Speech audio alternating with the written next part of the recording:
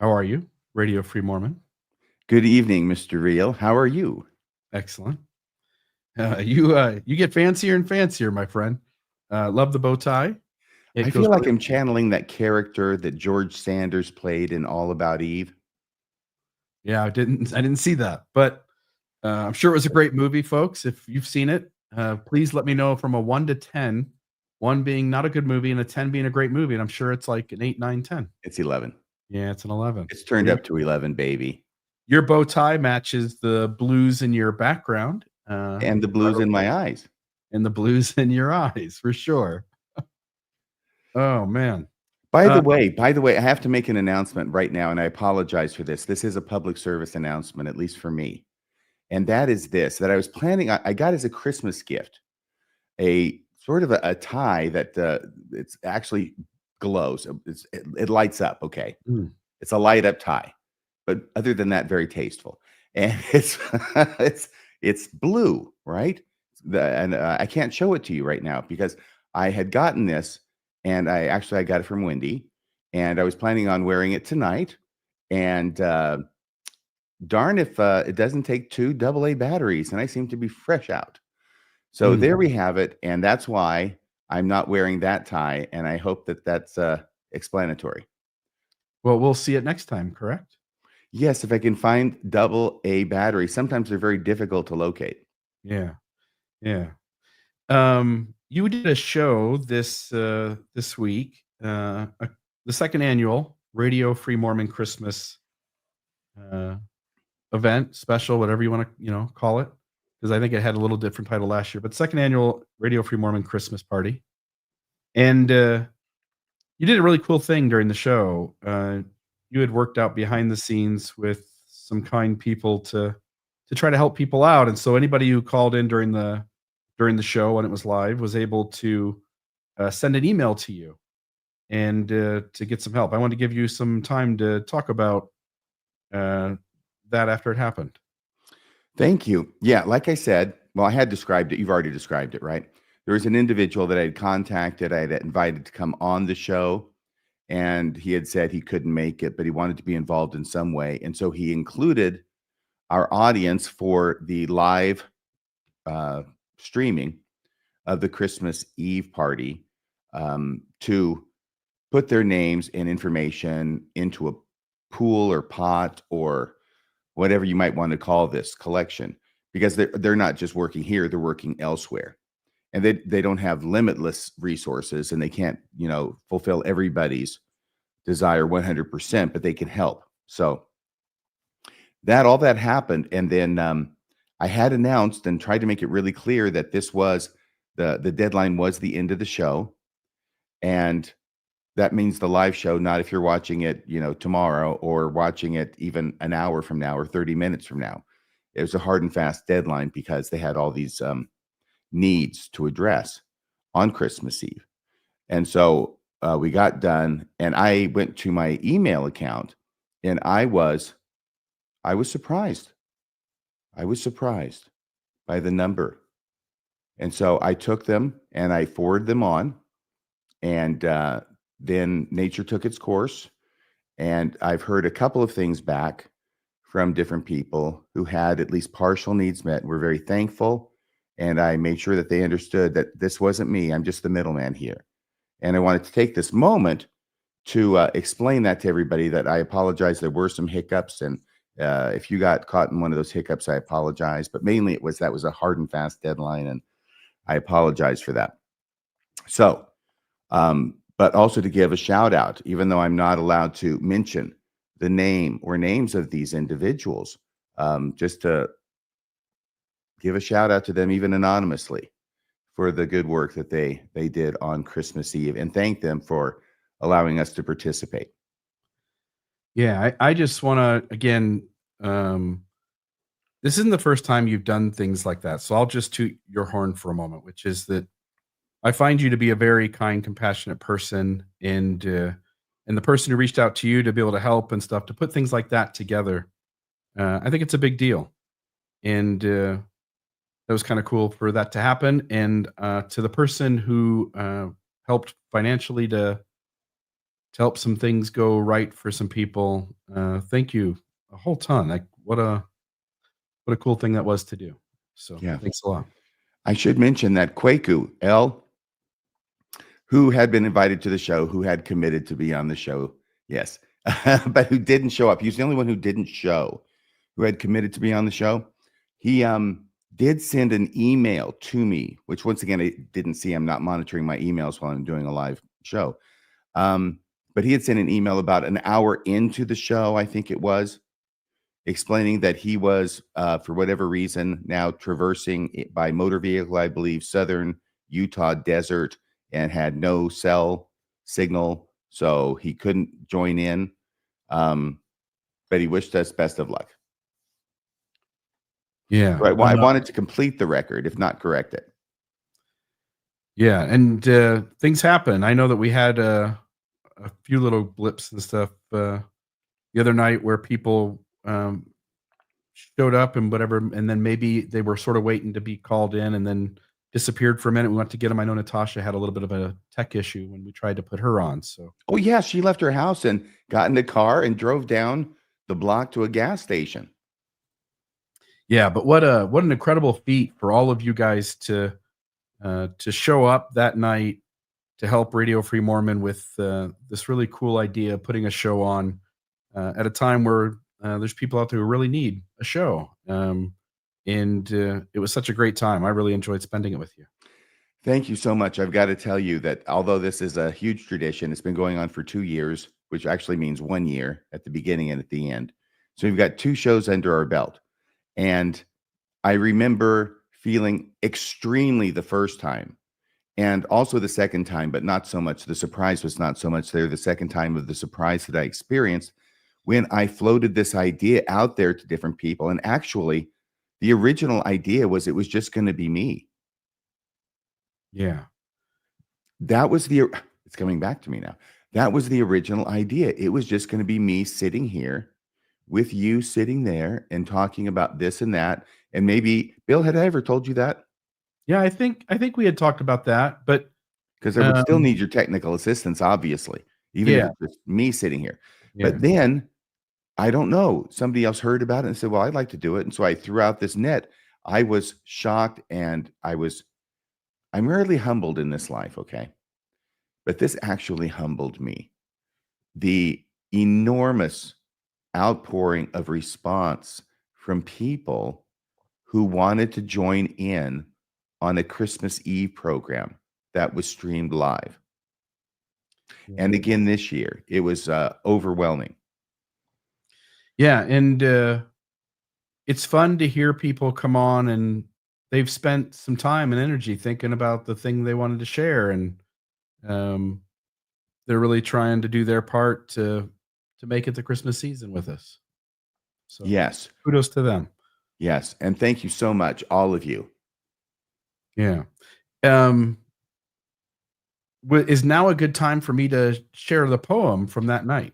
I would hope you're going to share this. I know I was grilling you before we went live saying you got the poem right, because that night we'd gone kind of long. We were at 3 hours on a 90-minute show. And so Bill says, no, I'm not going to do the poem, but I'll do it on Friday on Mormonism After Dark. Well, the time has come.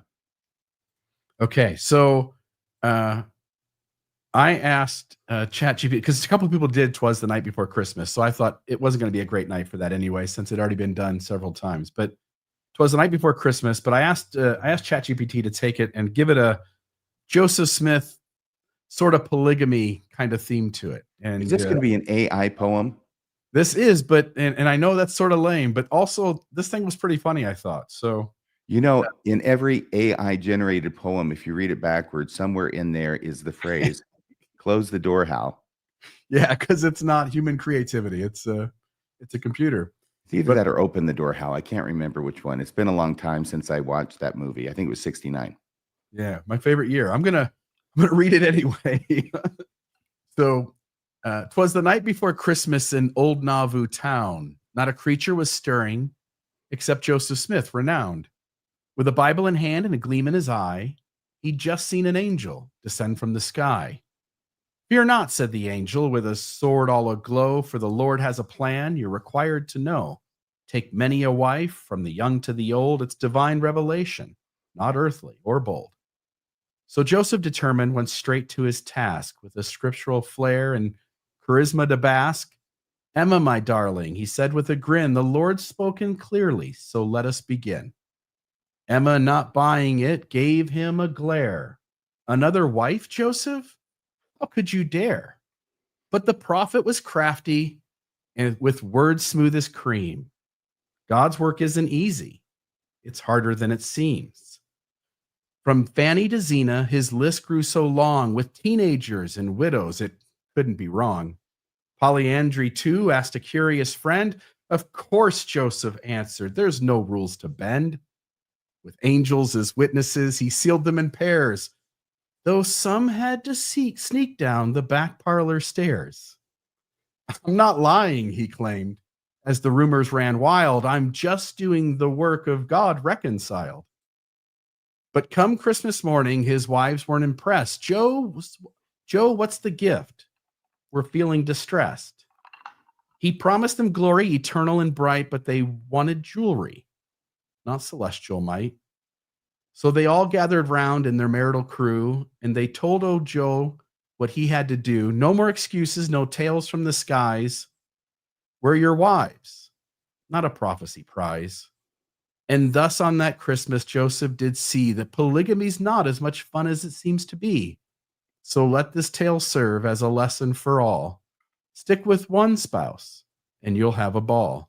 Merry Christmas to all, and to all a good night, except for poor Joseph, who's sleeping outside. I liked it. I'm just going to say. Wonderful. Bravo. I salute and hail the computer that generated that poem on your behalf. Yeah, I mean, it would have taken me weeks to write that. Really? Oh my God. I think so. No, I don't think so. Anyway. Okay, well, humanity's fate is secure for the moment, judging by that poem. There we go. So, anything new in your world? Anything about Christmas stand out to you? Well, yeah, I mean, I had a wonderful, wonderful Christmas, and I'm just learning now at this late stage in my life that apparently, technically, what we've been through is the Advent season, and now we're in the Christmas season. But I had a wonderful Christmas season, as we use that term traditionally, and had about 7 things planned and got to do 2 of them because other things came up, including podcasts, of course. So, but those 2 were great, and I just really, really reveled in the Christmas spirit this year. I thought it was wonderful, it was exciting, it was exhilarating, and I have no idea how I did this every year as a kid, both in October for Halloween and in December for Christmas, without just, burning myself up. Yeah. Yeah. And talking about Christmas, I made, with my girlfriend, we made homemade eggnog. First time I'd ever made homemade eggnog. And turned out great. It was like a gallon of milk and so much whipping cream and, nutmeg and whatever, lots and lots and lots of eggs. It was delicious, but didn't make enough of it. It didn't go as far as I thought it would. I was thirsty for some Christmas eggnog. You know what I mean? It went down fast. So my kids ended up coming over, and I promised them homemade eggnog, and I didn't make enough of it. And because I drank a bunch of it, so I ended up having to go with store-bought eggnog, and then I mixed like half and half. So I told them up front, though, I said, you're getting partial homemade eggnog. So anyway. Are you feeling bad about that? Not really. That otherwise I wouldn't tell it in front of I'm sensing a need to confess. Go ahead. No, on your part. I'm sensing a need on your part to confess. Yeah, I mean, you are my lawyer, right? I'm also your pastor. I'm your high priest. You've got the attorney-client privilege. Nobody will know this story, just you and me. No, on this case, attorney-client privilege would actually not attach. Cool. Great. But I was talking to my lawyer. not going to count. On a live show. So, yeah, but it was great. Homemade eggnog is better than store-bought eggnog, just for the record. Yeah, well, look, just to bring it around, if you're done with the eggnog, and you can bring it back if you want, because to finish my thought, which I'd forgotten for a second, but I was talking about just all this excitement and everything. And I just so much enjoy. I would say the highlight of my Christmas season now is putting together and producing the Christmas Eve party and taking part in it. And it's just a wonderful, wonderful thing. And I love doing it. But by the time we were done and I had forwarded those emails and shut out the lights and everything, I was so exhausted. I could barely even get up on Christmas morning. I was so exhausted. I think I slept until 10, if not 11, but I think it was 10. And yeah, I'm starting to recover now. But wow, what a lot of energy has gone into this Christmas season on my part. Yeah, and I think people need to know that it's not an easy thing. You put a lot of time and mental space on that, and it's a lot of work to put it together. But thank you for putting it that way. But I didn't mean it that way if it was coming across that way. I was just talking about how exciting things were and how I was so exhausted afterward. Yeah, and I'm just trying to say that you do a lot of good, and it's because you see this really important act being done for folks who on Christmas might be by themselves, or needing something to do or something to be entertained with. And I thought it was a great show, and I thought having Jerry Jewell on at the end was just a capstone to the whole night. It was super cool to have this person that was in Hollywood that I think anybody my age or older would be familiar with. Yeah, and she is such an incredible person, and I just feel lucky to know her peripherally. I think she's just wonderful. Yeah, I'm going to put the banner up just by the way, and we can keep talking for a second, but I know there is one call in the studio already. Yay, great. So thanks RFM for doing that. And folks, it seemed like the response to it was great. We'd love to know what you guys think. I'm sure a lot of you've already been putting in the comments, but I'm trying to get the call in studio started. So I haven't seen those yet, but I will throw those up on the screen here in just a moment. I'm trying to see if I can finalize booking Aerosmith for the RFM swinging New Year's Eve party. You should do it. Aerosmith has got some great songs. So there it is. All right. Looks like let's talk this way. All right. So caller, are you there? Hey, boys, how's it going? Excellent. Who's this? I'm going to go by the moniker Rising Freebird. The Monarchy Hey, Rising Freebird. Yeah, and I'm going to get two initials. I'm not as smart as RFM. I'm going to get RF. Hey, RFM, I talked to you actually a couple years ago on Jonathan Streeter's show. We sang I'll Build You a Rainbow together, or, a little bit of it. And we talked about it. I'm your age, and so I get all of your references, and it breaks my heart when not everybody gets references. and I'm a musician. A couple months ago, I was talking to a college student, and I said something about a Beatles song, and she says, "Who are the Beatles?" And it just broke my heart. It did. I'm telling you. That's the failure of the public school system. And we've also learned we've lost the word important. Hey, that's an important thing you said, Bill. Now it's important. I lost an important thing you said. So, we've seen things change, have we not, RFM? Yes, we have. I want to go. I was for your Christmas show. It was really nice and a lot of heartfelt stuff. Are you holding a guitar in your hand? I am. I wanted to play a pretty song for you guys. I wanted to play one that night, but your show was so packed and everything. And it just kind of uplifting, and it just seemed appropriate. And I don't know. I just wanted to share some love, joy, and effervescence. And I want to say one thing. I know you guys aren't big on, a lot of sappy things or anything, but I got out in 2019. I was a convert at age 20. I was in for almost 40 years, all the stuff. I taught seminary, all that. But I've been out since 2019, and I've come a long way in my transition. And I have to say, sincerely, your work, RFM, helped me so much. Bill, your stuff has helped me, from your conversion story on Mormon Stories podcast to the programming you do about shadow work and deep inner work. That has helped me with my process. And I feel happy I'm in a good stage because I'm kind of interested in this stuff, but I've worked through a lot and processed through a lot. And you guys, in all sincerity, have helped me in your work. Oh, and RFM, one of my favorite episodes, and there are so many. They're very good, both of you. But some aha moments, because I picked up I went on a mission in San Jose, California in the mid-'80s, and there was a member who had a magic shop. So I picked up little table magic and stuff because, we're on a mission. And that sounds like a dream come true. Trying to keep it fair. Yeah. So, but when you did the about Joseph Smith's hat, the white hat, the whole thing, and the magic, and you compared it to the magic and the salt on the table, that was genius, I thought, and it helped me anyway.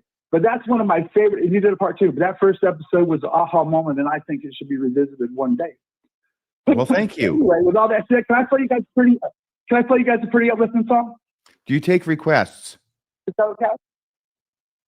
No. Can I want to play "Let It Be." Is that okay? Please, yeah. Let's okay, yeah. Play it. The 45 version. Okay, I'm only gonna play a couple versions and a couple verses, but it's uplifting, and it's my way to share. It's my way of saying thank you. How about that? Yeah, thank you. Here we go.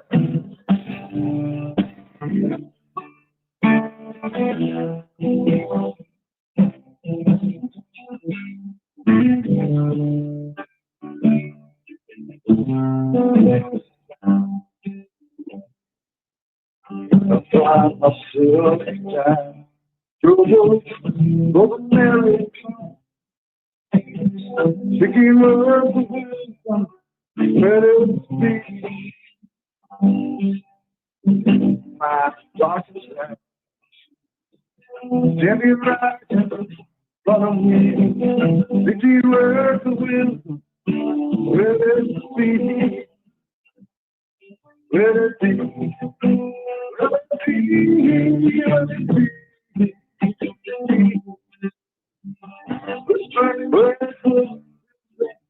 it be.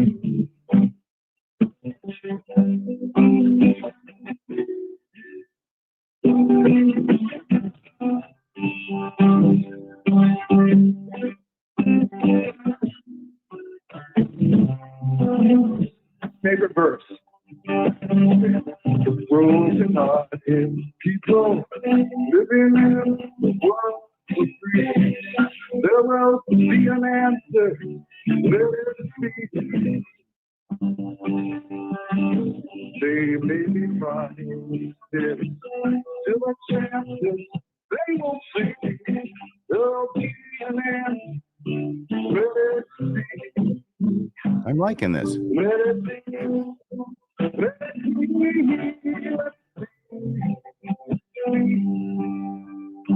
There'll be an answer. Let it be. Let it be. Let it be. Let it be light.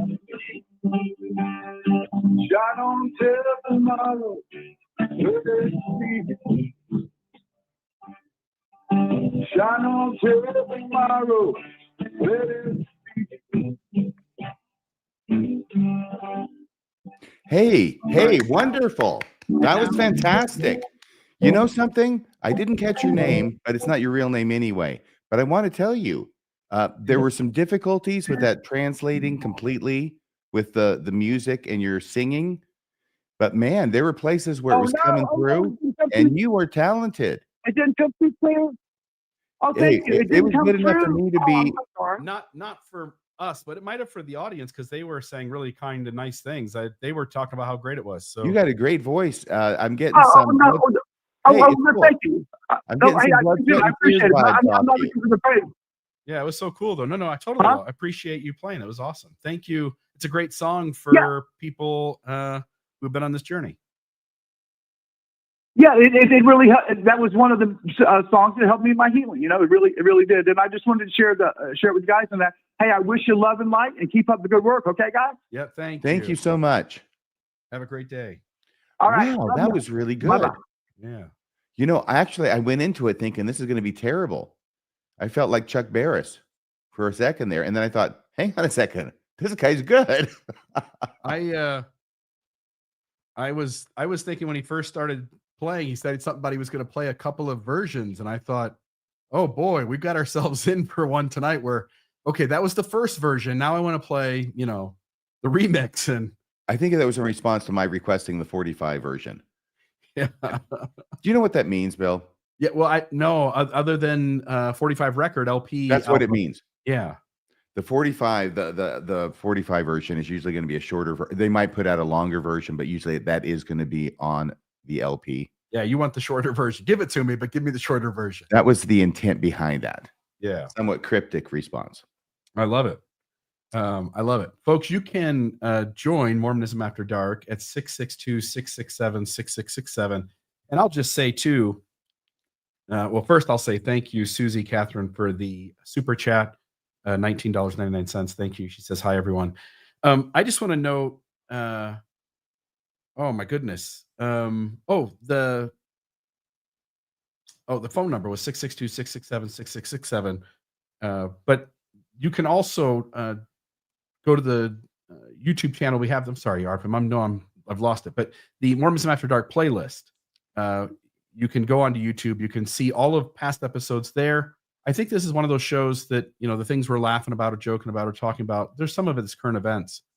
But I think it's a show that might be enjoyable further back too. So if you're just joining us over the last week or so, feel free to check out the playlist and check out the earlier episodes. But anyway, thanks for playing the music.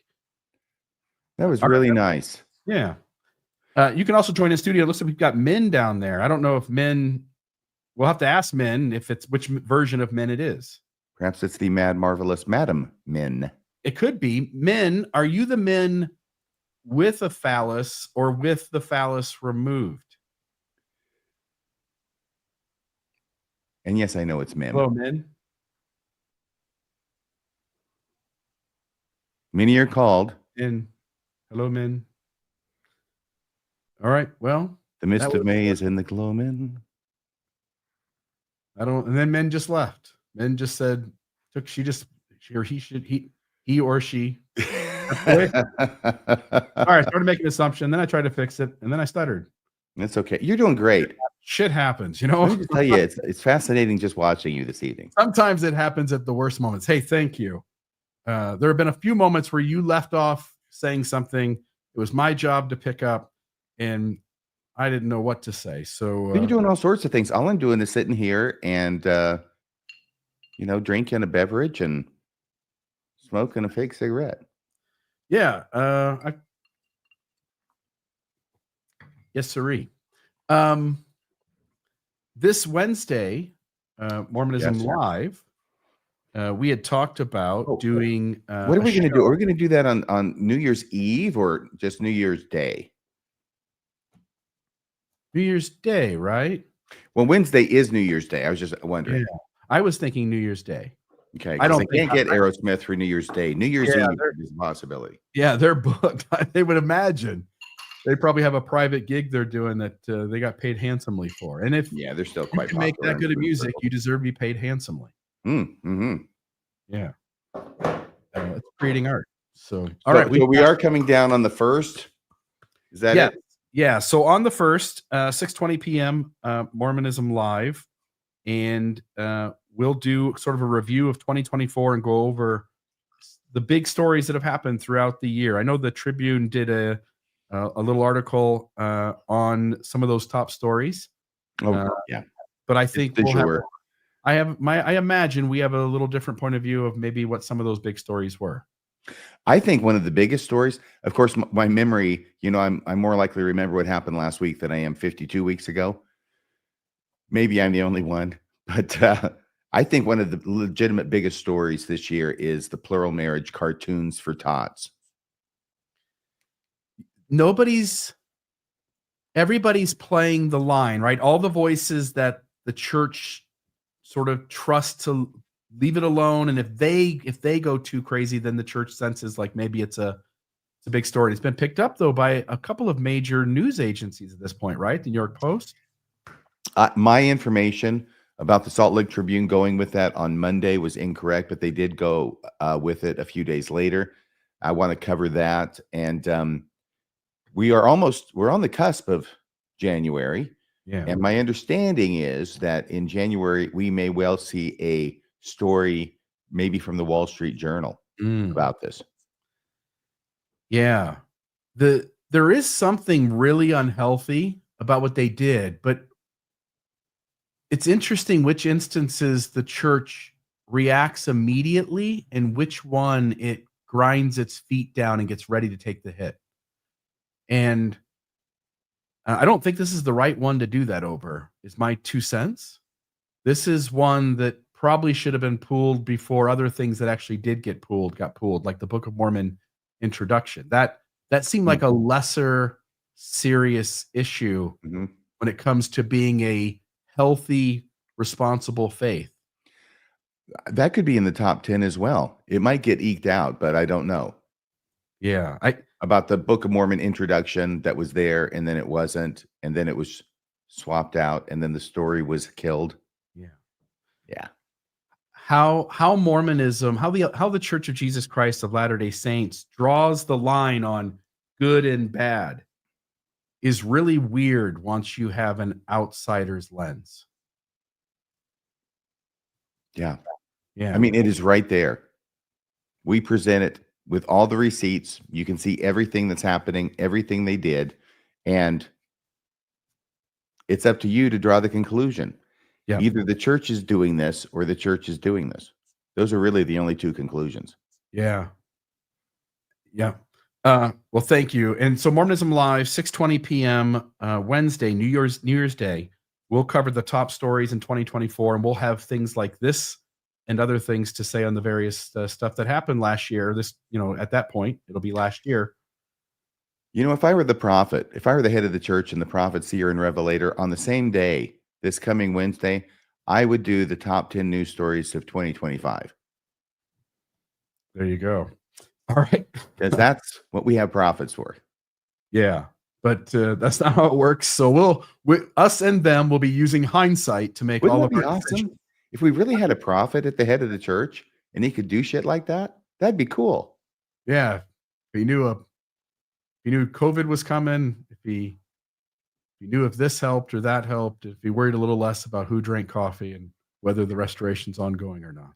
There are just times when, I start thinking, what would a real prophet do?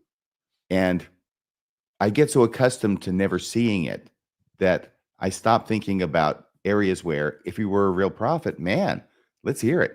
The top 10 of this coming year. He wouldn't meet in the middle with some little town in Texas, would he? Now I'm the one who's smiling as if I get the joke. If there were a real prophet and God was really working through him, he Oh, wouldn't let the prophet feel shame in Texas for having to negotiate and meet in the middle. There's yes. no Bible story where the prophet gets made fun of and there's a meeting in the middle. In the Old Testament, the mayor of that town would have been struck dead on the spot. In the New Testament, the mayor of that town would have been struck dead on the spot. Acts chapter 5. How dare they hurt my prophet? I don't know what you said, Like but I think I just peed myself a little. How dare they hurt my prophet, right? How dare they embarrass my church? How dare they make fun of my people? God just doesn't make anybody pay the price anymore. I've told a few people, like, if you want, dust your feet off. See if you can make me a mute. See if it works. Say a little prayer.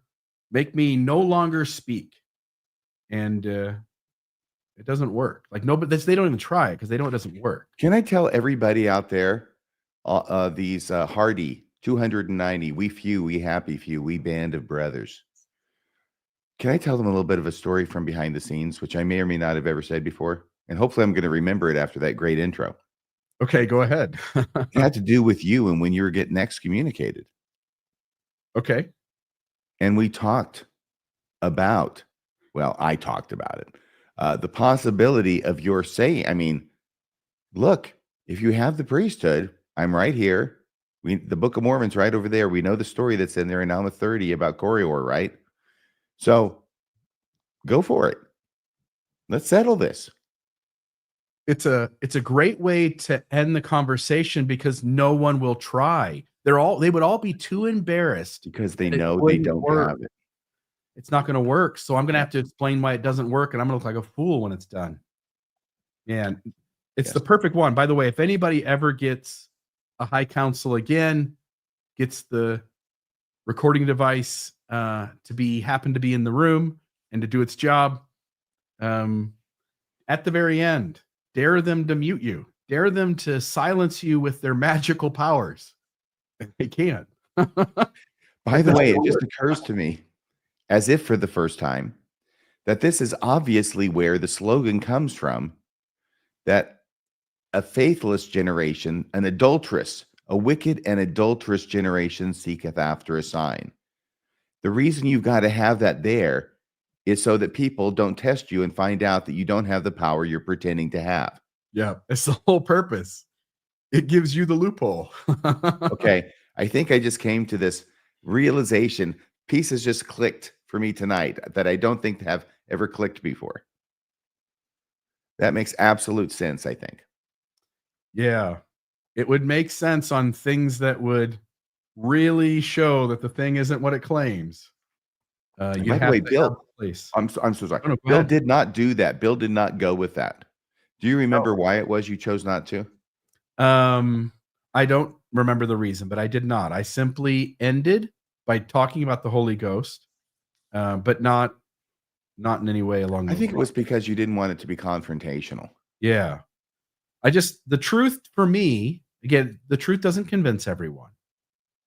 So I don't mean it that way. But to me, the truth is enough. If you put the truth out there, the people who are ready to step out of their believer's lens and they want to ask questions and they have the makeup to start challenging those things, the information is sufficient. They don't need it hammered into them. They just need it. So, all right, we do have a few calls, and then we do have looks like Nathan down there in the studio. So, Carol, is that the name, Carol? Gerald, that's right.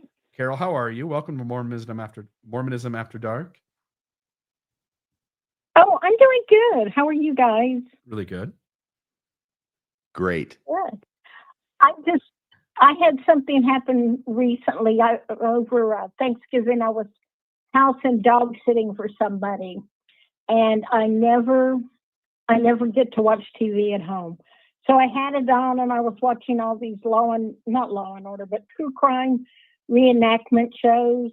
And I was only listening, and I was playing games on my phone, and all of a sudden, dang, I know that voice. And it's like, okay.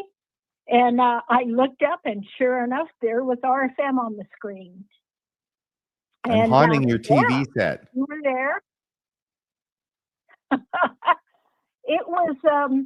It was like I said, a Dateline or one of those shows where they tell the true crime stories. And there were scenes from the courtroom, and there was RFM defending his client, and he even got knocked to the floor.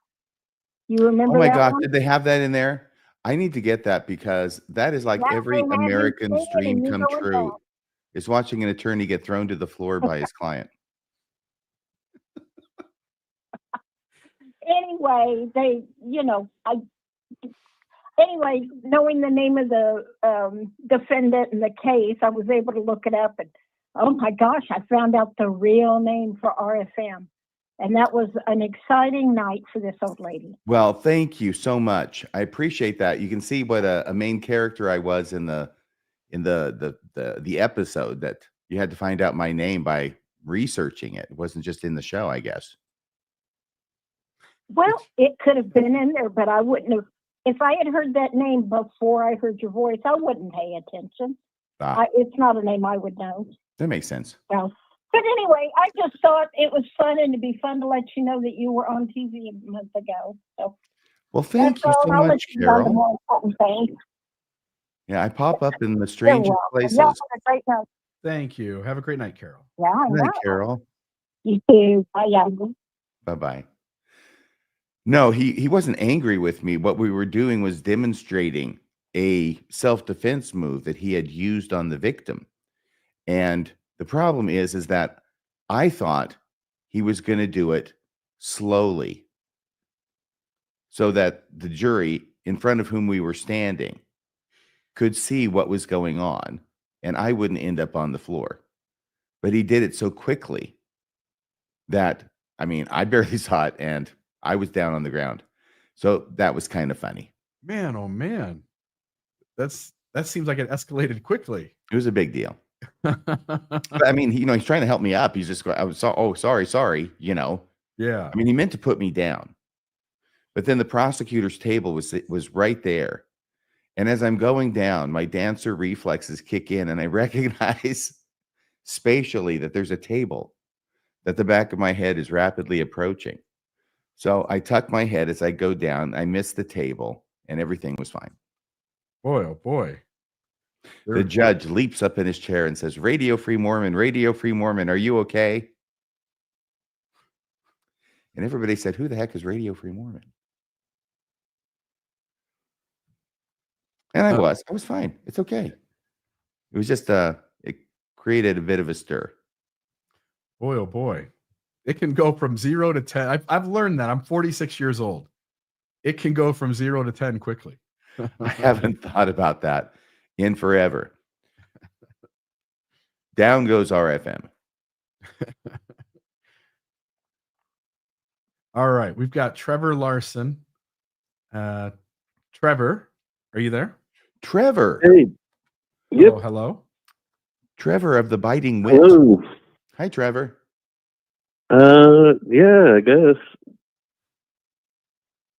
Excellent. Yeah, good to talk to you guys. I've been a fan since the beginning. I think I've watched like every show you guys have ever done, and I probably should get a decided medal. to jump in. You should get a medal, Trevor. Yeah. Do we have a medal, Bill, that we can give Trevor? I'll wait for it. What were some of your favorite episodes? Did you? I should ask you that question, and then I should back off and let you answer. But did you like the one where RFM? What was your favorite episode, especially this one? Where RFM gave out the SCMC's phone number. That was a classic. I do like all the apologist stuff. It's usually most entertaining. Bill likes one it thing when Bill likes it when the church office building's phone line gets shut down for an afternoon. Go to lunch, Mary. Hello, The Mary. switchboard lit up. Take a break. It's not going to. That wasn't my intention. I wasn't asking people. I wasn't advocating for people to, but it was part of the record. And I thought, I really didn't even think about it.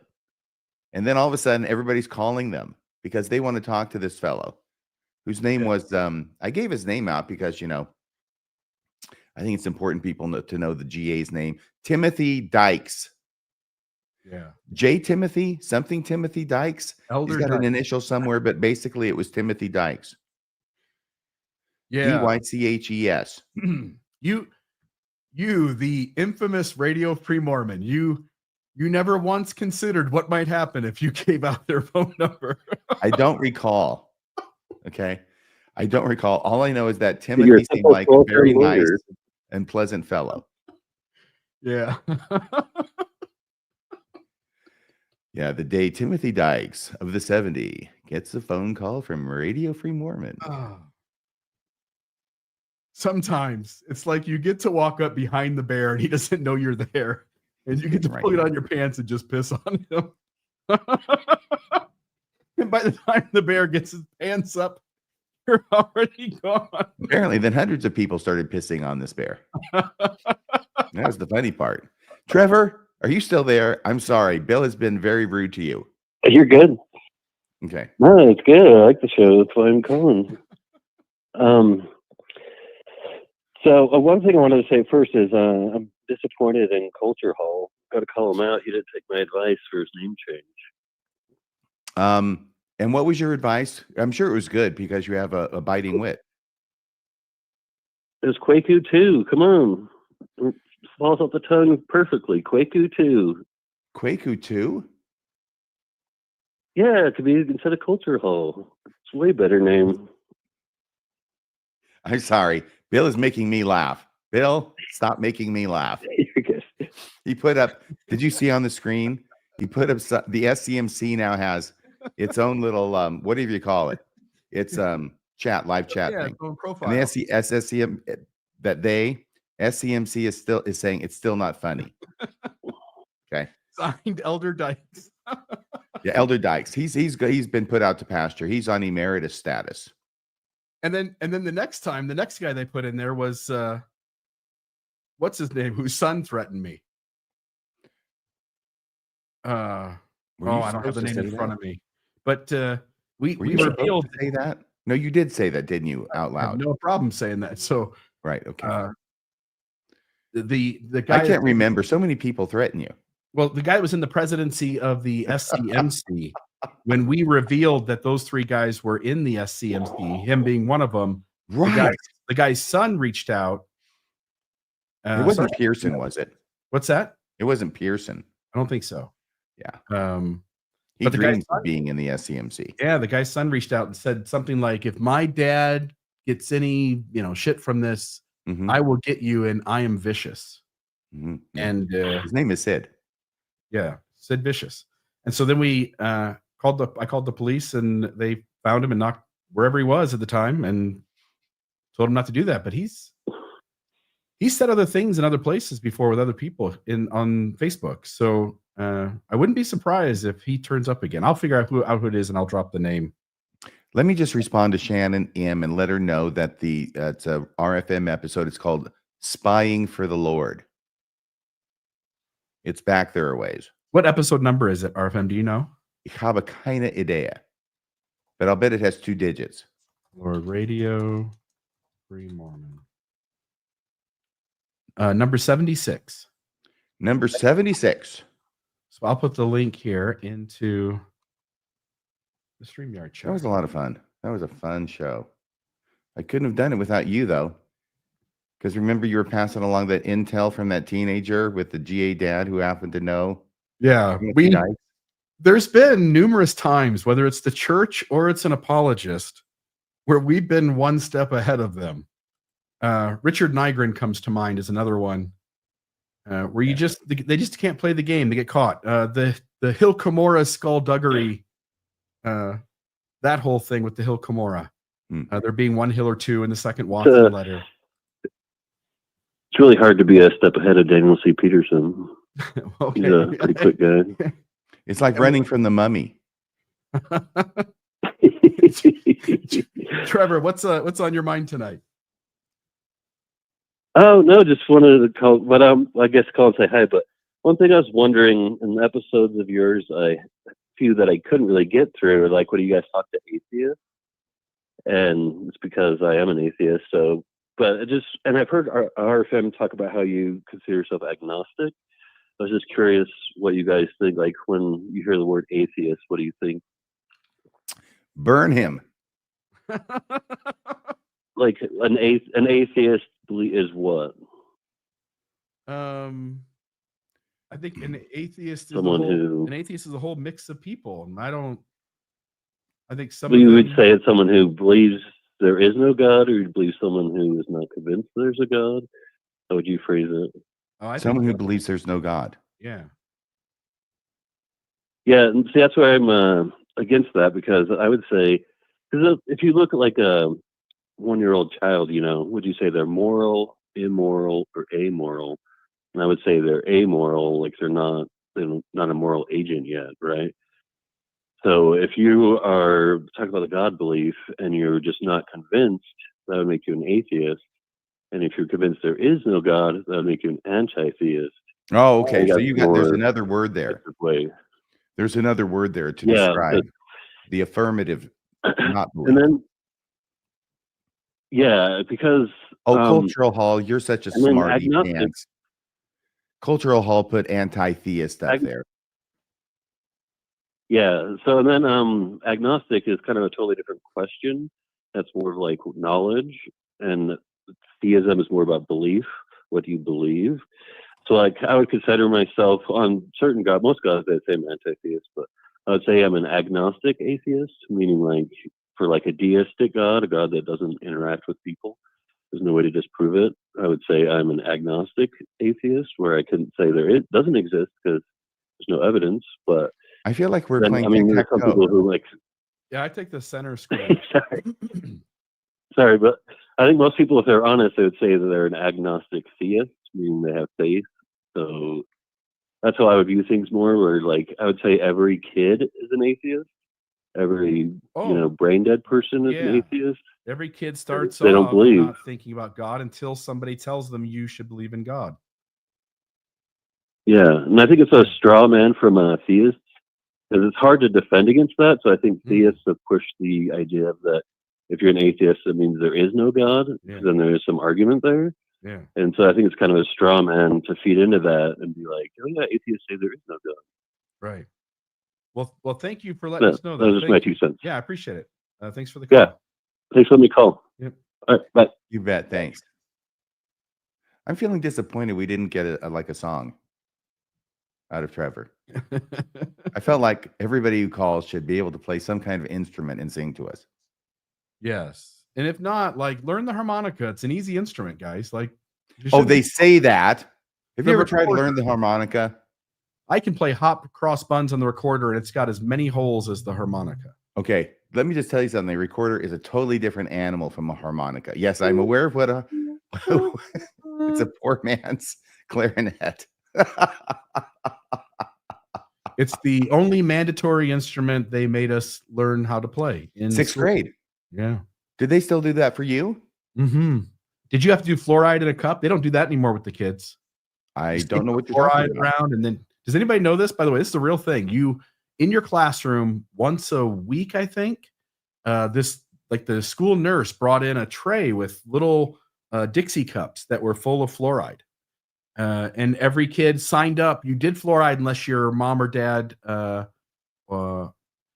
took you off the list. Like, you had to take you off. They had to do the action to get you off. Everybody else because it was so universally accepted as being good for the enamel on your teeth. Yeah, so you put that fluoride in your mouth, swish it around, and spit it out, wipe your mouth off, put the napkin in, and soak up the fluoride. And anybody else, do that, please. I'd love to have you say so in the comments, and let us know. But I don't remember that, but it doesn't mean it didn't happen. I may have been going to school before they discovered fluoride. Yeah, I think there was a 3-year window where they thought that much fluoride was good for us, and they gave it to us children, and then they immediately said, "Oh shit, that wasn't good." And I remember, my gosh, this makes me sound like I'm in the Middle Ages, but honestly, it's 1972 at Scenic Hill Elementary School in Kent, Washington. In all respects, a very nice school, but there was this time when we all had to get this shot. It was an immunization shot of some sort, and I don't remember what it was, but it probably had 3 letters that stood for the initials of the 3 things that were in them, and everybody here would know what it was. Regardless of what was in them, it was the manner and the method of injection that was so remarkable. All the kids went to the gymnasium, and we got in this line, the serpentine line that looked like something out of, the wait for the Matterhorn at Disneyland. And we're all moving slowly along this line as we are moving toward this machine that is on a table of some sort. And it's very locked to the ground. And it's right there. It's supposed to be at the height of the average kid's, I guess, shoulder. That would be their left shoulder. Okay. And a kid would come up there. This machine was being manned. So maybe somebody raised it or lowered it. I don't recall that. I recall it as being very just machine oriented. I don't even remember the person there. I'm figuring there must have been a person there. And walking up to this and having this machine, which is on a spring load, get released and go bam right into the arm. And it looked painful, but here we go. All the good sheep, all the good cows down the chute, and walking up there and bam, getting that thing. And that hurt like crazy. Anyway, that's what I remember about that. Yeah, DPT booster is what Garrett Carson is saying. Is that? It could be. And I don't remember. This would have been 1972. And I don't know that it was 3 initials. That could be stuff that's been, contaminated in looking back at it. But that machine was not made up. That was real. And it was just amazing that we were herded around like cattle and we did what we were supposed to do. I don't remember one kid breaking ranks. That's why that's the greatest generation. Yeah, the things you guys had to take and the things that this generation does, there's a big difference. So many things that the kids today have or are using that I'm at the point now where it's sort of the unique thing for me to go like, that's not how it was when I was a kid. It was way different. Yes. By the way, I'm just noticing Nathan Detroit has been patiently waiting. Yep. Let's bring him on. Nathan, I apologize. How are you doing? I am doing great. So, are you making it so? I am. Little Star Trek Next Generation humor there, Bill. Yeah, I didn't want to. Diamond Dave kicked me out of his foyer, so I had to, Hey, what had to happened? find some new digs. What happened between you and DD, otherwise known as Daredevil, Diamond Dave, the man with no fear? Well, I figured I'd pick a new background for you this week. It's so easy, really, isn't it? It is. If Captain Kirk calls us next week and that's his background, then I got to start assuming that you're staying at his place now. Well, we decided to go into it. We're preparing a dramatic play to perform together. Nice. Yeah. That's how the riff with Sulu started, just so you know. And Priceline. So why are you? Yeah. You have been waiting so long, and I hope it hasn't you're been fine. costing you a bundle, just waiting there. But what brings you to our humble palace? Oh, I just love your shows. Love talking with you, gentlemen. I love the Christmas Eve special and got to participate, got to watch and enjoyed it. And yeah, I guess I was just. I got one thing I was thinking about. Thank you, by the way. Yes, you're welcome. What? Thank you. Terrible. Thank you. I'm just realizing this. Thank you would be appropriate there. You put up a comment and somebody was talking about meeting William Shatner, and I lost track of what Nathan was saying. No worries at all. I apologize.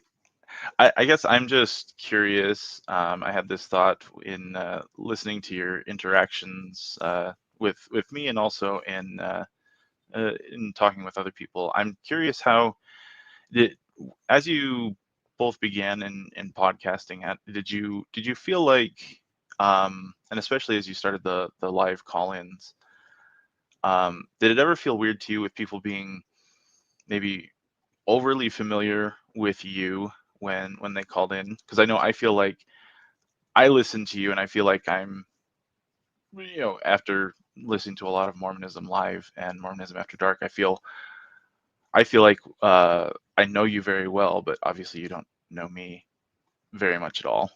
And so I'm just curious if you've ever felt overly familiar from people who call in or participate.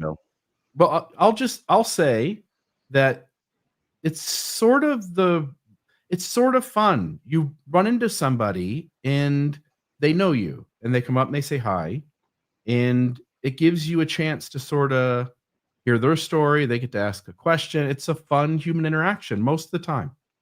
I think in any situation, like there can be once in a while sort of a strange interaction that sort of doesn't feel maybe either completely safe or is sort of overwhelming. But I think 98% of them are really enjoyable. And so, I've been in the grocery store a week ago and somebody came up and said hi and talked for a minute. I love those because I think it's really cool to have meant something to someone, to have impacted their world, and for them to have a chance to share something about their world with you. I think it's just a cool interaction. Yeah. I had somebody come up to me in the grocery store the other day and say, "You've got to pay for that milk before you leave with it, sir." That's what happens in Washington. You've got to move to Utah, RFM. And then people. Oh my gosh. Well, I will tell you that honestly, the way your question is framed and answering your question, no, I have never had that. I've never, to my recollection, which is spotty at best, I do not recall anybody ever coming up to me and just being overly familiar. There might be some people who might think it's overly familiar, but I'm pretty familiar myself. And so I don't tend to think people are being overly familiar with me, unless it's a real bad case, I guess, and I haven't encountered it yet. Yeah. So to answer your question, I think we're both having essentially entirely positive experiences. Yeah, and I'm at the best stage, which is every now and again, once in a blue moon, someone will see me who knows me and say, "Hey, RFM," and it's kind of fun. I'm far from being mobbed. Well, if I'm ever able to come to a Thrive event, or if you come to Sunstone, I'd love to come up and shake your hand. And Oh, thank you. Thank you, because if you shake Bill's hand, you know what you're shaking, right? You're shaking the hand that shook the hand that shook the hand of the prophet Joseph Smith. I see. Well, better wash your hands afterward. We have like this Mormonism Live universe, or Mormon Discussions universe, or multiverse now, where we have these running gags between shows and across, hundreds of episodes. Yeah, and Only the true fans will get them all. Yeah, that's true. Somebody put in the comments that if they ever see you or me, they're gonna come up and give us a big man hug. And I'm a hugger, so I love hugs. So if somebody wants to come up and say hi, like, don't just run up and give me a hug, but like shake my hand and ask if you want a hug or get a hug. But that won't scare me off. So I'll take a big man hug from you. I need lots of space, is what I need. Lots of space. Okay. Your purple circle is larger. Very much so. That's because I was raised in Texas. Yeah. Well, I don't want to take up too much of your time. I'm sure you have several reincarnated prophets on the phone lines. So we've got, excuse me. I was trying to put that up too. Hey, I don't know if we do. We might, but that's a funny running gag. I got to tell you, Nathan. Diamond Dave, the man with no fear, says, "Just woke up from a nap. Here's money." All right. Just woke up from a nap. Here's money. take more naps, Diamond Dave. Diamond Dave is trying to buy influence. Yeah. He's trying to buy his way into political office, I think. And I for one encourage that. Yes. So let me see here. Oh, Nathan, I wanted to ask you something. And maybe I've asked you this before. You say Nathan Detroit. So were you ever in the musical? Guys and Dolls? I was never in it. I've seen it. I've seen the movie with Frank Sinatra, of course, and I quite enjoy it. And I did Cole asked in the chat. I am not from Detroit, but I did grow up near Detroit, so close enough that I figured it was a close enough moniker that I was willing to put it down there. So your first name really is Nathan, though? It is. Okay, well, that's great. Yeah, great show. Fun show. By the way, did I mention that? I probably didn't, because I rarely talk about myself. But back when I was 19, I was in Guys and Dolls. I was Sky Masterson. Right on. I remember. My heart is as black as 2 feet down a wolf's gullet. I've got a fun story for you about that. So the first time I saw Guys and Dolls, I was probably 6 or 7 years old. I went it was the high school musical that year, and we knew some people in the show. And I read Sky Masterson, and I had probably just seen Star Wars or something, and so I thought this was going to be a cool, fun sci-fi show. And I won't spoil it for anyone who has not who hasn't seen Guys and Dolls, but it's not a sci-fi show. It's a great show, but it's not a sci-fi one. There's Sky Masterson. Marlon Brando. Oh my God. You have a little bit of a Marlon Brando look to you, so I could see why they would pick you to play that. Yeah, when he was my age. But seriously, folks, no, incredibly talented individual. My gosh, thank you for pulling that up. Yeah. I mean, if I were a woman and I weren't around, I should be in love with Marlon Brando. Yeah.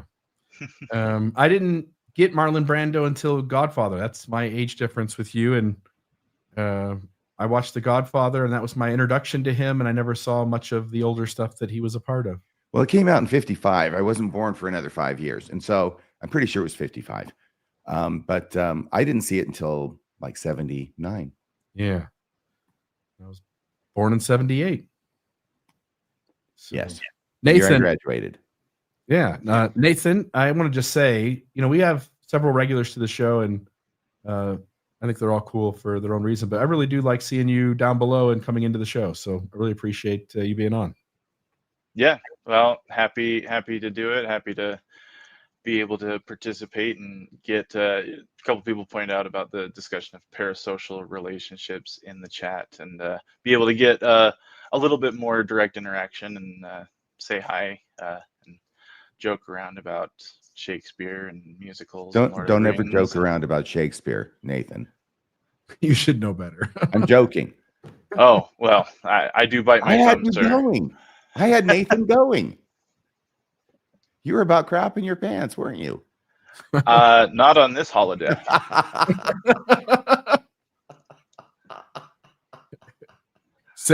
Save that for Taco Tuesday.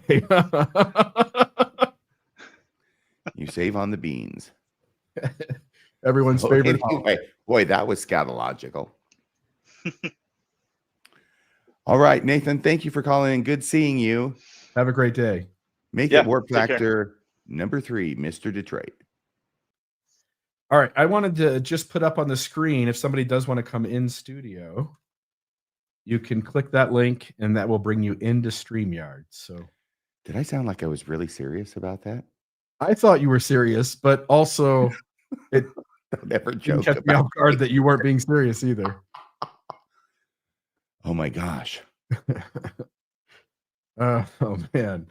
I love, by the way, the chat is great. Like, to watch people sort of have this community with each other is, I think it's one of the more fun things for me.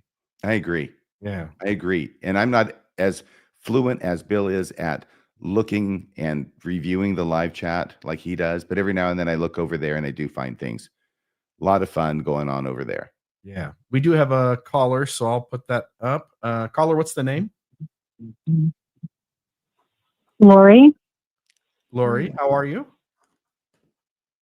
Hey, it's so great to be on your show. And I just wanted to talk to you and RFM. I was talking to my sister today, and it's such a comfort to have two really intellectually smart men that recognize the Us? untruthfulness of the church. You're talking about us? That it's a comfort. Yes. Okay, well, you forgot handsome. Yes, two handsome men. Two handsome men. Yeah, finding out about Mormonism is like dating a person where I should have seen red flags. And I look back and I go, why? How did I not see that? And it's I love your content. I love the community.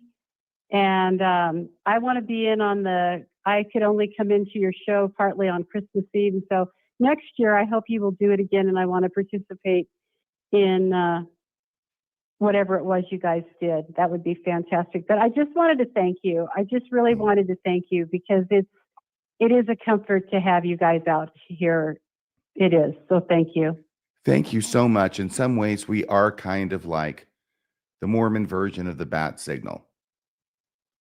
Yeah. And I think others were that for us. I remember very early on listening to Mormon stories, listening to certain things, even on the inside. And I listen to you, young man. look at that.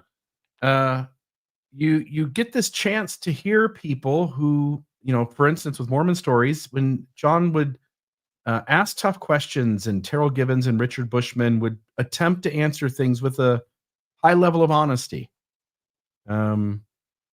It sort of helped me sort out that I wasn't crazy. Like, there really is serious issues here that don't get answered easily. They take a lot of massaging to get them to work. Can I tell? Oh, I'm sorry. Do we still have the caller? Yeah, we do. Oh, okay. Yes, I'm still here. Great. I'm glad you're there. I was just going to share something with you, which was that one of the things that happened on Mormon stories that I remember. This is early on. This is early enough to where John has Gardner What's his first name? It's not Earl Stanley. It's the guy with the anthropologist, the Mesoamerica stuff in the Book of Mormon. You know what I'm talking about? On the inside or outside? Inside. Apologist. Brent Gardner? Brent Ashworth? No. Brent I think it's Gardner. Yeah, or whatever it is. Yeah, Yeah. that's what I'm talking about. It doesn't really make any difference. Well-known Mesoamericanist apologist Mormon. That covers it. Yeah, Brant Gardner. Thank you. So It doesn't make any difference. it doesn't make any difference. But see, this is me, right? This is why I have no friends. This is why it's impossible to talk with me for any extended period of time. Because I have to try and be so precise about everything that sometimes it impedes effective communication. So having said all that, I can't even remember what the heck I was talking about. Do you remember? Oh, Brant Gardner. Right, Brant Gardner. John DeLynn Moore Story is where he had Brant Gardner on his show. So you know it was a long time ago. This was back when apologists would even, grace his podcast. Yeah. And he was a little bit hard on Brant. By which I mean he persisted with questions, and there was an edge that maybe it shouldn't have been there. And I picked up on it. And the next time I listened to John DeLynn, his next episode, he announced at the beginning that he had gotten some pushback about the way he treated Brant Gardner on the prior episode, which I always interpreted as Margie gave him an earful after the show.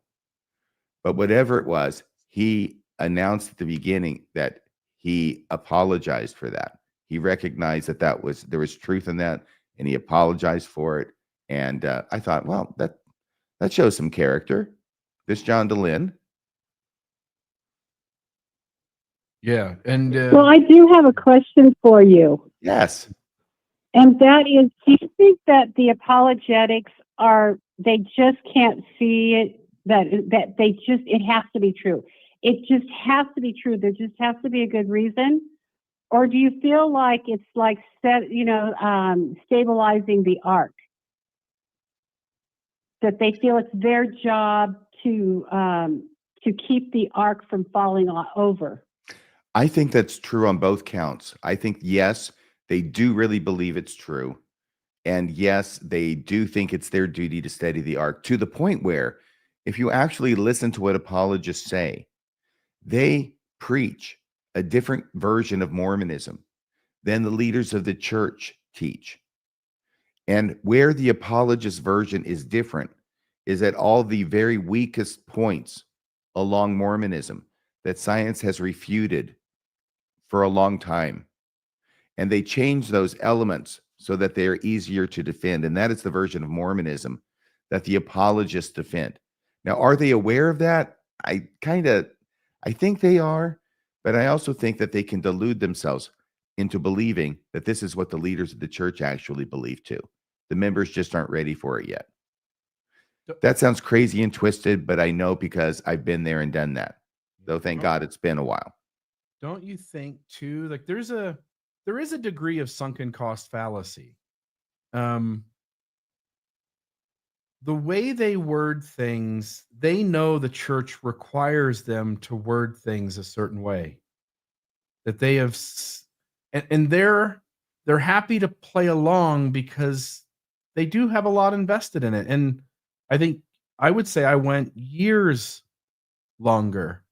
And had I stayed in Ohio, maybe I would have gone longer than that. If I worked for the church, if I was employed by them, or I highly benefited from that status of being a believing Mormon, maybe I would just nuance it to death. Can I also say, Bill, I wondered about that because of the access. I'm sorry, I interrupted you. No. Go ahead, please. I just think about how they get to be in a private club, so to speak, with rubbing elbows with the brethren. That I could see getting sucked into that like a ditty party. Although it's a totally different thing. Lori. The same idea of being exclusive, of how you get to go to the party after the party. Oh, right. You know what I'm saying? Yeah, like on Cultural Hall. Yes. He has a party after the party too. I know exactly what you're talking about. Yeah, and you feel special and you feel Mhm. unique, Yes. and it brings more buy-in. But I just wanted to thank you for taking the time to talk to me, and I want to come to one of the events and meet you both. So That I would be just wanted great. to say thank you, because it really makes a difference in my life, and your content is really good. Really good. And I love your humor and how you guys give each other a bad time. I like that too. Oh, thank you so much.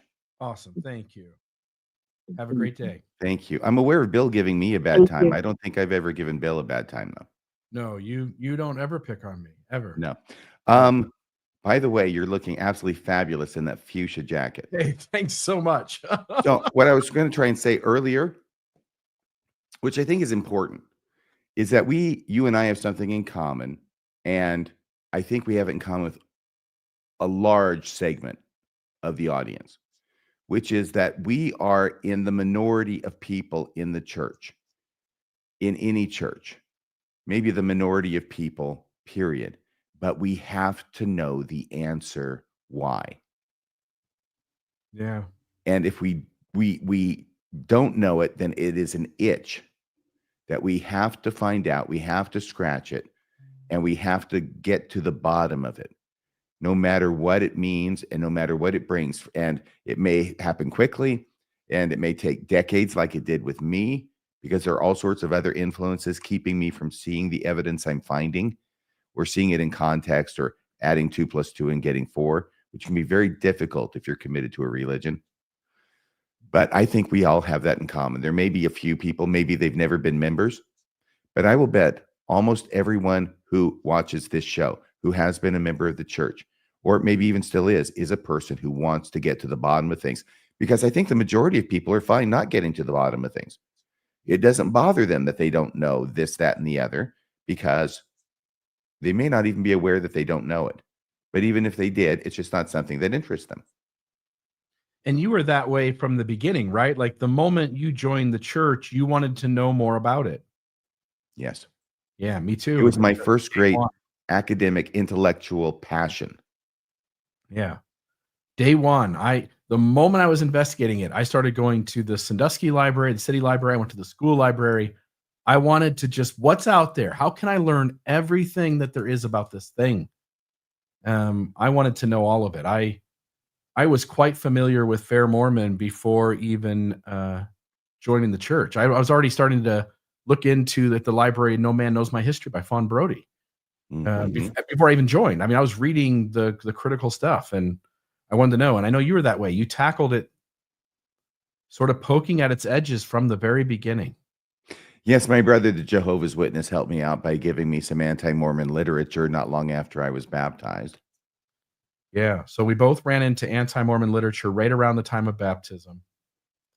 And it sparked, we had to figure out why that stuff was wrong. That's really was the angle, I think, in the Yes, we beginning. had to prove. Okay, I had to prove to myself that the church was true. Yeah. There was some of that too, but I was also looking to figure out how I could explain their argument as wrong. Like why they Right, have to be not telling the truth. It but has to be false. was there anything beyond that or below that, behind that? Yeah, it probably goes back to the thing you just said, which is trying to prove the church true, because there was a lot of that too. I think so, and of course, I would never ever have allowed myself to think such a thing until maybe tonight. But Mhm. yeah, just a decades-long effort to prove the church true to myself, under the guise, of course, of proving it true to others. Yeah. Why do you think the bad answers worked for so long? Like today, every one of those problems would be easily understood as being a problem, and the mental gymnastics might create some ability to make that thing work 1 out of a million times where the evidence is that strongly the other way. But for so long, you let those bad answers sort of hold weight. Why do you think that is?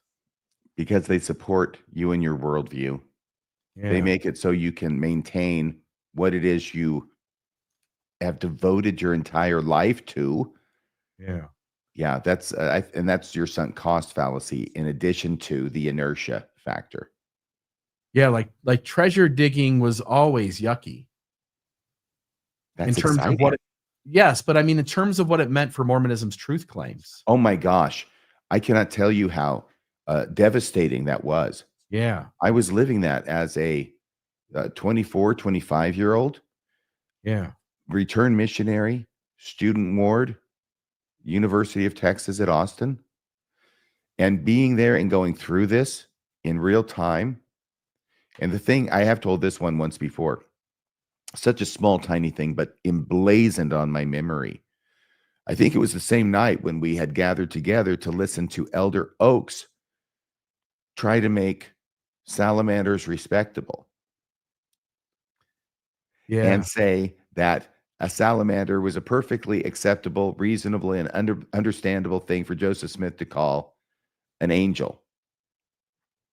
Yeah, it was weird. And it wasn't really selling among the locals.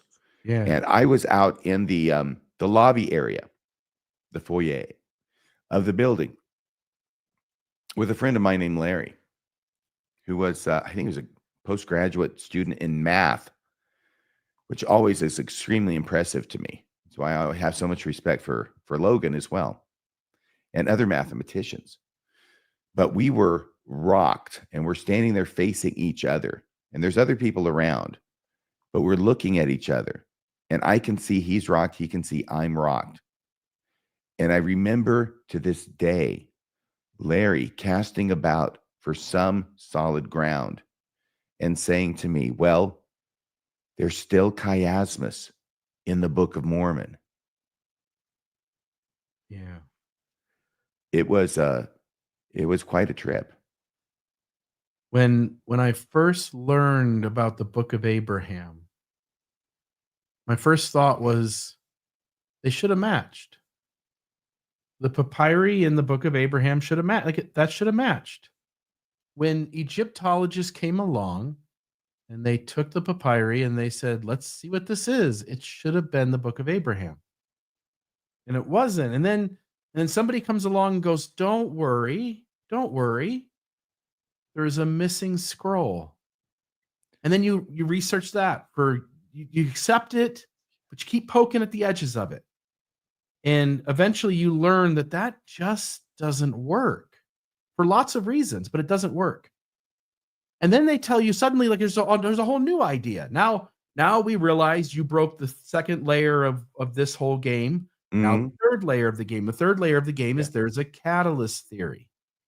We didn't want to have to tell you the catalyst theory. We didn't even want to tell you that the papyri in the Book of Abraham don't match. But you've been smart enough. You got through stage 1. You figured that out. Stage 2, you figured out that they aren't it. But you get to this other stage where like, oh, there's a catalyst theory. Okay, missing scroll, catalyst theory now. And then Hoffman, like they should have figured that out. They all were in a room with him. One of them should have had God say something, and one of them should have been worthy enough to hear it. I think when you have that many people in a room together, everybody thinks that it was somebody else who said it. They don't recognize it's God. If they were alone, then they would know it was God. Yeah.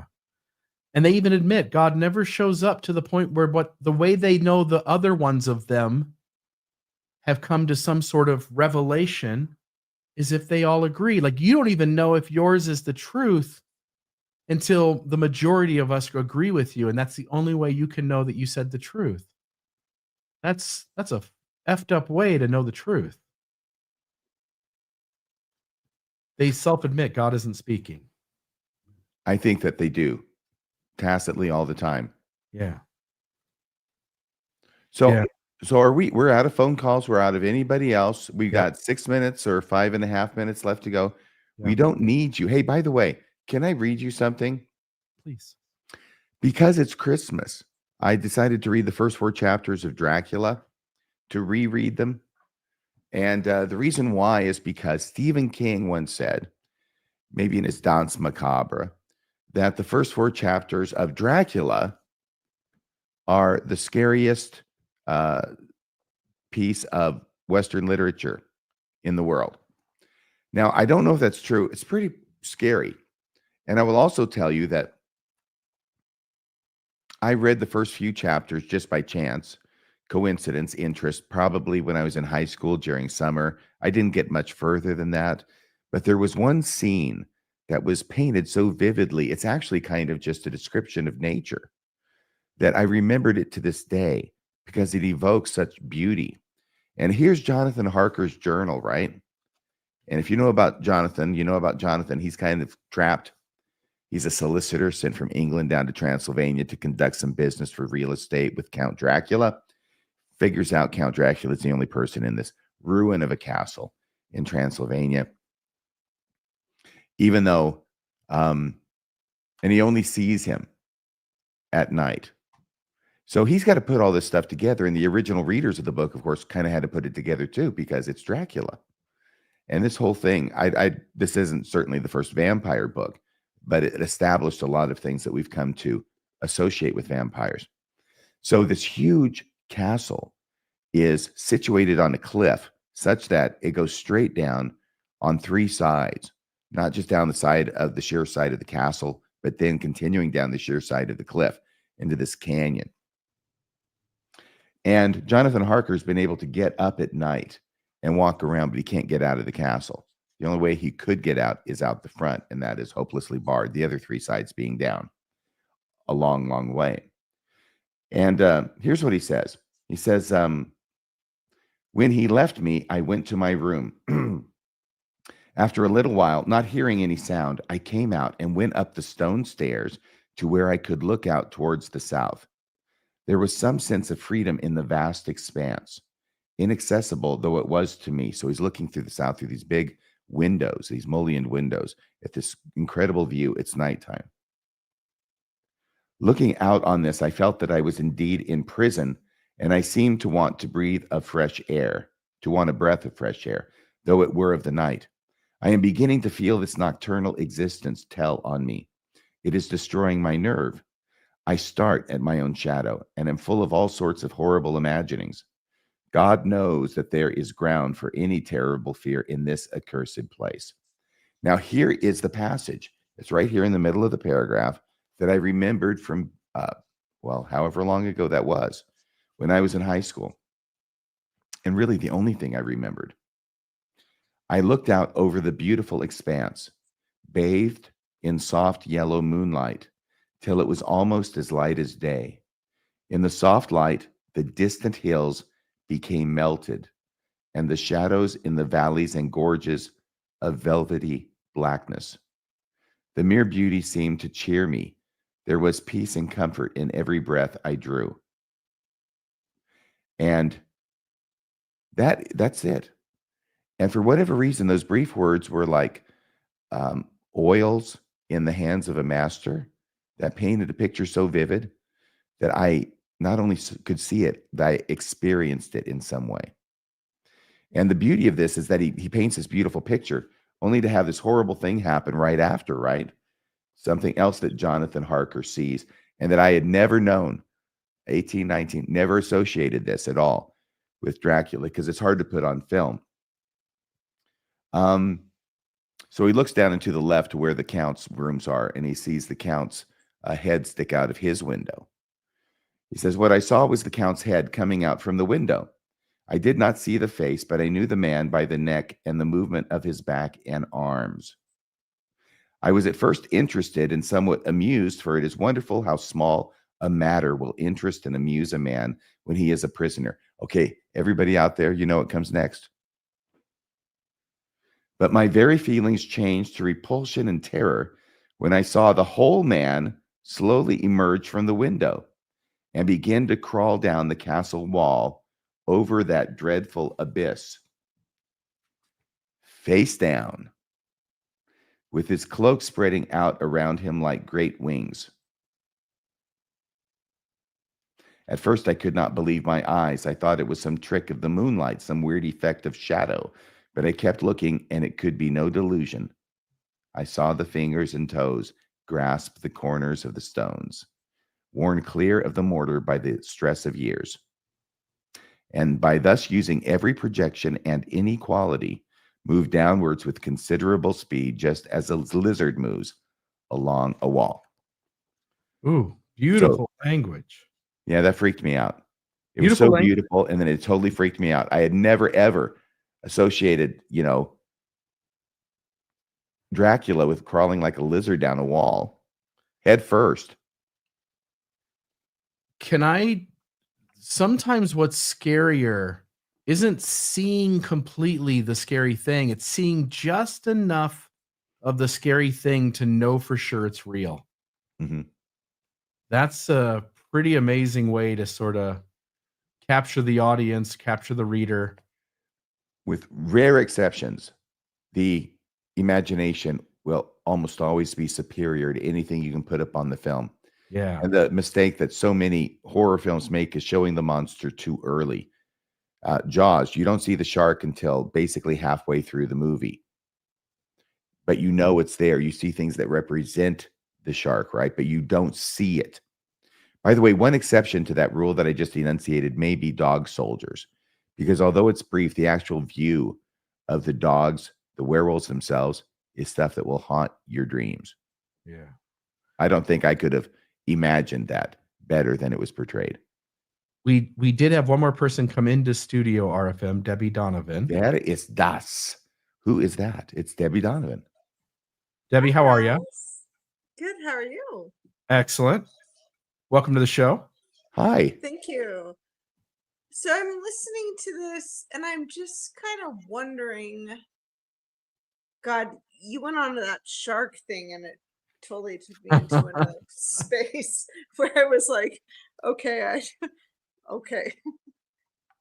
But also, like, where is the humanity in this religion? Where's the humanity? You have a long pause there, like that was the end of the question. I would surmise it's in the membership. Yes, and the membership expecting them to do something with it, they do enough with it so that it meets a pretty low expectation of the membership, right? Yeah. If the members didn't expect them to be more humanitarian in how they did things, they wouldn't be that humanitarian. You can't collect billions without at least throwing a few million. That's like double speak in my dad's words. Yeah, well, for the last time, I'm going to say this. Religion is not about helping other people. It's about being better than other people. Holy crap. I just came up with that. Excuse me, I got to write this down. My tables. Meet it as I write it down. Would Mormonism give $40 million, whatever it gives? Would it give that much if the members didn't expect to see something? And when you brag about millions, it sounds like a lot, but when you have 265 billion, millions is nothing. Nothing. Continue the conversation. You're going to have to carry your in, Debbie. I'm busy writing down my words. I guess I'm out. Thank you. I know. I just wanted to know because I'm like, God, that got weird. Thank you. I appreciate it. Okay. All right. Are you bowing out now? I'm going to bow out because I literally cannot defend the church like making millions off of like this like moral superiority of like hell and damnation. Like, because I was raised with a father who was different than a church, and my father was different than his morals were different than the church morals. And my dad didn't charge me 10% to like be a good human.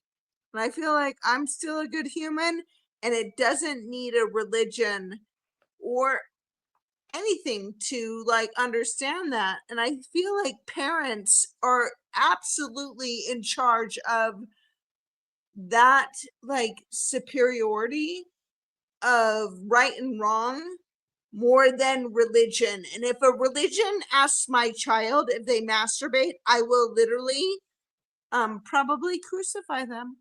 I'm literally. Yeah, don't do that.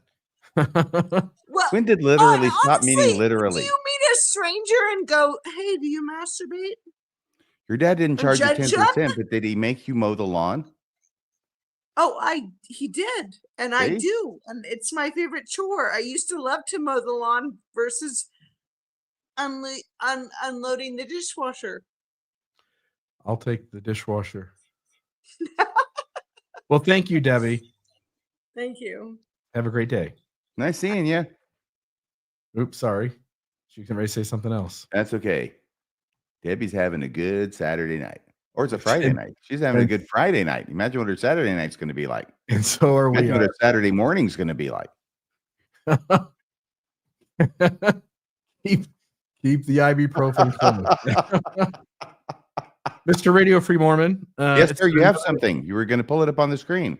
Oh, I put up just the cover of Dracula so people could see the cover while you were reading it for part of it anyway. Hang on a second here. The line. I got to do the line. I got to do my Bela Lugosi. Listen to them, the children of the night. What music they make. Yeah. Is that a line from Dracula? Yes, absolutely. It is the line because he's in his castle. Jonathan Harker's there. It's the opening before he goes to London, right, to England. So, but the wolves are howling outside in the wilderness of mountainous Transylvania, and that's where he says to Jonathan Harker, listen to them, because it's creepy as crap, but he's grooving on it. Listen to them, the children of the night. What music they make. I love the way he punches the they in the line. Oh man. Yeah. Do you know that Dracula was actually a Broadway play before it was a movie? I think I had heard that before. Probably for me. Yeah. I can't stop talking about it. That's okay. Hopefully it wasn't last week. I don't think so. Yeah, he was Dracula. He reprised his role from Broadway in the movie. We did have this conversation before, but it was weeks or months ago. Yeah. See, I'm already repeating myself. After 8.5 years, I'm starting to repeat myself, damn it. It happens to the best of us. So we all do that. I certainly tell the same stories over and over. Well, it's been another fun night. We're at 9:37 p.m. Mr. Radio Free Mormon, I appreciate so much doing the show with you and love the stuff that you bring. I love that you keep reading things and learning stuff, and it's those kind of folks that I think make up a part of our listenership, and our viewers are folks who are curious creatures and they want to keep learning things. You know something? I want to return that sentiment to you and let you know, I don't know what it is, but in my certain, bubble or sphere that I live in, the people that I know, there's been a lot of bad things happening in the last few days and weeks. And so I just wanted to say to you, Bill, because this thought came to me about life. It's almost like a definition of life, but here's how I'm going to put it to you. I already said it to you before in a text, and I want to say it here again. I am just glad to share with you, Bill Reel, this brief intermission in eternity we call life. Yeah. Thank you. Sitting back at you, and good night, Mr. Radio Free Mormon. Good night, Mr. Reel.